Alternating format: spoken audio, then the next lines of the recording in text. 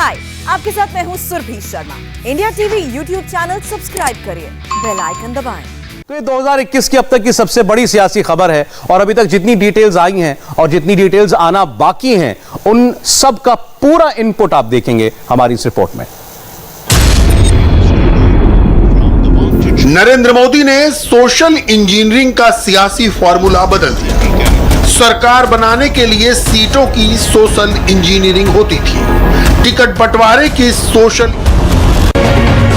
राज्यसभा सांसद ज्योतिरादित्य सिंधिया की seat confirm, Modi सरकार की कैबिनेट में एंट्री पक्की है।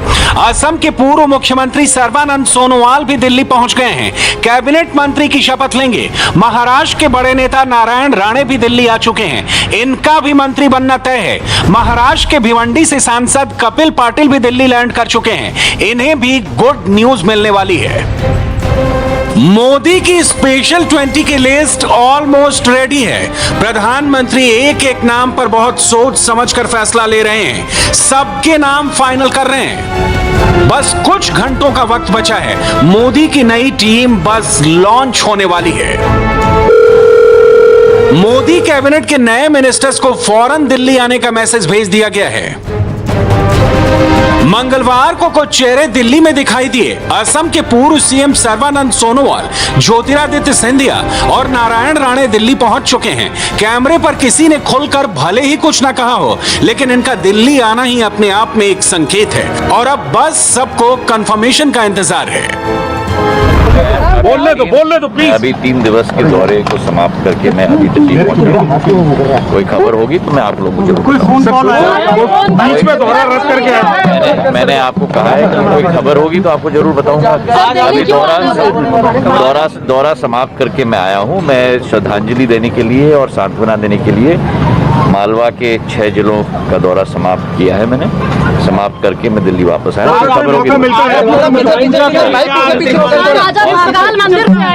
मैं महाकाल मंदिर तो हर साल जाता हूँ। महाकाल मंदिर तो हमारा है। दिल्ली से आने के लिए महाकाल मंदिर के दर्शन करना सौभाग्य है हर व्यक्ति के लिए।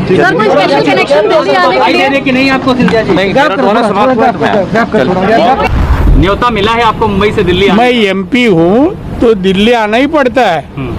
अभी सेशन के पहले हम लोग आ जाते हैं इधर। सर 15 दिन पहले। हाँ, आज कोई विशेष कारण आने का? आज कोई विशेष? अरे विशेष मंत्री से कम मिल रहा है।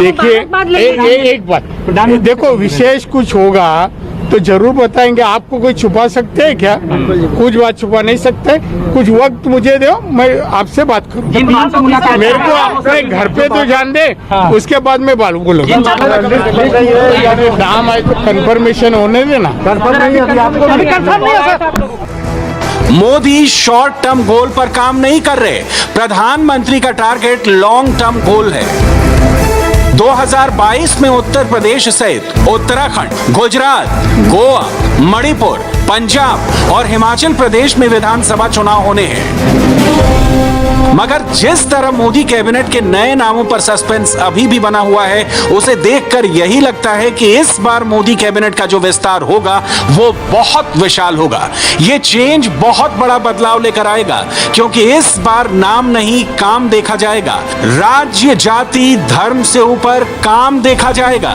मोदी कैबिनेट में उसे ही एंट्री मिलेगी जो डायनामिक होगा। मोदी ऐसा मंत्री चुनेंगे जो मंत्री बनने के बाद जब बोले तो ऐसा लगे कि मोदी सरकार का कोई मंत्री बोल रहा है। प्रधानमंत्री पुरानी परंपराओं को तोड़कर अपनी विनिंग टीम खड़ी करना चाहते हैं और इसमें सिर्फ और सिर्फ प्रधानमंत्री की से होगी। बिहार के मुख्यमंत्री नीतीश कुमार की सुन लीजिए, समझ जाएंगे कि ये नई टीम मोदी की टीम होगी।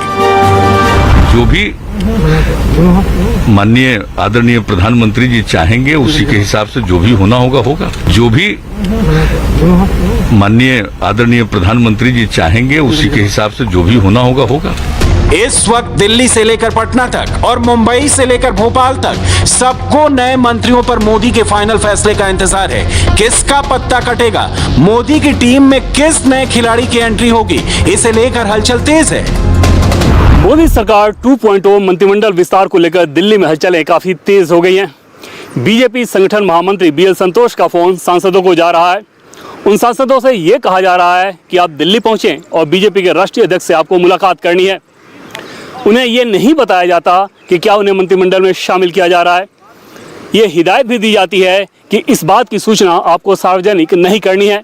लेकिन अभी के समय में बीएल संतोष का मैसेज किसी सांसद के पास जाने का सीधा मतलब है कि उन्हें मोदी मंत्रिमंडल में जगह मिलने वाली है। आनन फानन में दिल्ली पहुंचे नेता फिलहाल मोदी सरकार की कैबिनेट विस्तार को लेकर कुछ भी कहने से बच रहे हैं, मगर कुछ नाम ऐसे हैं जिन पर फाइनल मोहर लग गई है। नीतीश कुमार ने यह जरूर कंफर्म कर दिया है कि जेडीयू सरकार में शामिल होगी। इसकी कोई जानकारी मुझको नहीं है। सर आपको सब जानकारी रहती है। नहीं मुख्यमंत्री जी, सवाल है कि पिछली बार मुख्यमंत्री जी पिछली बार जो हुआ सो हुआ जी, उस समय हम अध्यक्ष थे। जो कोई भी बात हो गई वो सब बात तो अब खत्म हो चुकी है। इस बार से हमको नहीं लगता है कोई कि शामिल नहीं होंगे, ऐसी कोई बात है। हमको किसी ने नहीं कहा, हमको ऐसा कुछ नहीं कहा गया है कि शामिल नहीं होंगे। कि हमारे नेता ने जो बात कह दिया वो सत्य है। आप देखिएगा ना, मतलब माना जाए अभी सब कुछ पेंच फंसा हुआ है, इसका मतलब कहीं कोई पेंच किसी तरह का नहीं। सर कितने लोग शामिल? अब आप वेट करो ना यार। तो कैबिनेट देखिए ऐसा है ना कि दिक्कत क्या है ना कि ये सारा आप ही लोग मीडिया में चलाते रहते हैं। ये तो आप लोग चलाते हैं ना, तो आप लोग वेट कर लीजिए। अरे तो इसमें कोई डाउट है क्या? आप शामिल हो रहे हैं कि नहीं? ये हम कैसे बता सकते हैं? चलिए तीन लोग शामिल हो सकते हैं। अब ये तो आप एक छोटा सा सवाल नहीं, इस सवाल है कि अरे सुनिए, सुनिए, ये कोई केमिस्ट्री नहीं है जहाँ फार्मूला होता है, समझे ना। एक आप जो है एक जब सरकार में होते हैं और सरकार में सम्मिलित होते हैं तो एक सद्भावना होता है, एक समझ होती है, और हम लोगों को बड़ी अच्छी है।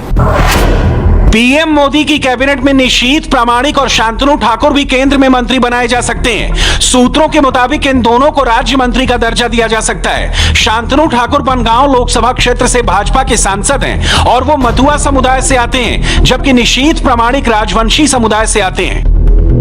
निशीथ प्रामाणिक और शांतनु ठाकुर को केंद्रीय मंत्रिमंडल में जगह देना साल 2024 के लोकसभा चुनाव को ध्यान में रखकर लिया गया फैसला माना जा रहा है। इसके अलावा एक नाम कर्नाटक के विजयपुर से लोकसभा सांसद रमेश जिगजिनागी का भी है। उनका भी राज्य मंत्री बनना कंफर्म है। चर्चा है कि कुछ मंत्रियों को सरकार से हटाकर संगठन में जगह दी जा सकती है। साथ ही अतिरिक्त प्रभार और ज्यादा चेहरे भी शामिल होंगे। आपको बता दें कि जब मोदी सरकार बनी थी तो कुल 57 मंत्री बनाए गए थे।